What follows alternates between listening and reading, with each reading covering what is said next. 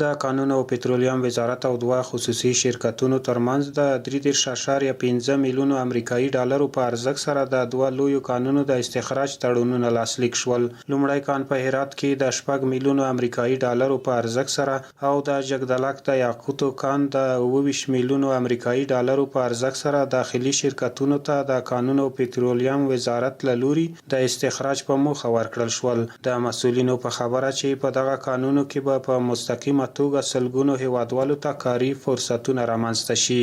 د کانونو پټرولیم وزارت د تالار کې دوه لوی پروژې په قرارداد باندې وسپارل شولې خپل کورنۍ شرکتونو ته. دغه دوه پروژو کې و د جګدلک یاقوت او بل د هرات باریت وو. په د یاقوت د جګدلک په یاقوت کې 20.5 میلیون امریکایي ډالر پانګونه بکیږي او د نومیز لپاره د 15 کالو لپاره قرارداد دی او په سلګونو خلکو ته کاري فرصتونه ایجاد کړي. او همدارس دویمه پروژه زمونږ د هرات باریت وو چې هغه حدودا 6 میلیون امریکایي ډالر باغ کې پانګونه کیږي او د لوی مقیاس د قانونو څخه الته به هم په سلګونو خلکو ته ان شاء الله کاري فرصتونه ایجاد شي. او بل مهمه خبره دا و چې قراردادي شرکتونه دواړه کورنۍ شرکتونه دي او سل په سل کې پروسس په دغه دواړو منرالونو هم په داخل افغانستان کې. موږ غواړو چې په افغانستان کې له سرمایه ګزاري وکړو او موږ اوس یو قرارداد وکړو د باریت. ان شاء الله موږ په آینده کې نور غوښتنه هم لرو چې د افغانستان اسلامي امارت نه چې په افغانستان کې سرمایه ګزاري وکړو. دا قرارداد چې دا نن د 6 میلیونو ډالرو په ارزښت ده د هرات ولایت د چارلونګ ولسوالي په مربوطاتو کې ده. او انجینرانو ته هم ضرورت لرو، کاري خلکو ته هم ضرورت لرو.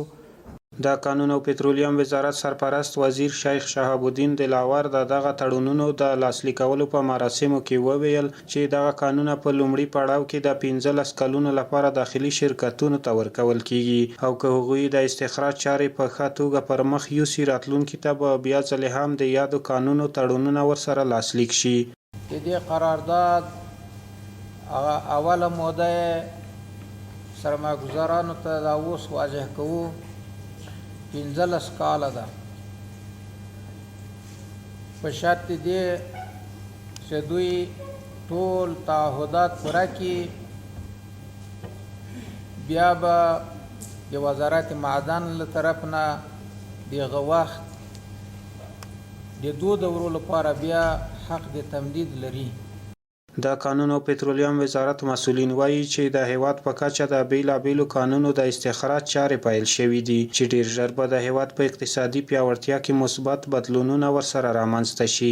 ډیر قراردادونه شوي دي د شفافې پروسې په اساس باندې د افغانستان د ملي ګټو په اساس باندې او ورځ تر بلې کاري فرصتونه زموږ لاسته راځي. دغه شانتې عوایدو کې زیاتوالی راځي خو تر ډیره حده پورې زموږ ډیری کانونه اوس د اکتشاف په مرحله کې دي او د اکتشاف د مرحلې نه وروسته چې کله موږ استخراج او بهره بردارۍ ته داخليږو په وخت کې کولای شو چې ان شاء الله ډیر بدلون. دا یادونه وړ ده چې په وروستیو کې د کانونو او پټرولیم وزارت له لوري د هیواد په بیلابیلو ولایتونو کې د کانونو د استخراج چارې پیل شوي دي چې ډیری هیوادوالو ته کاري فرصتونه هم برابر کړي دي.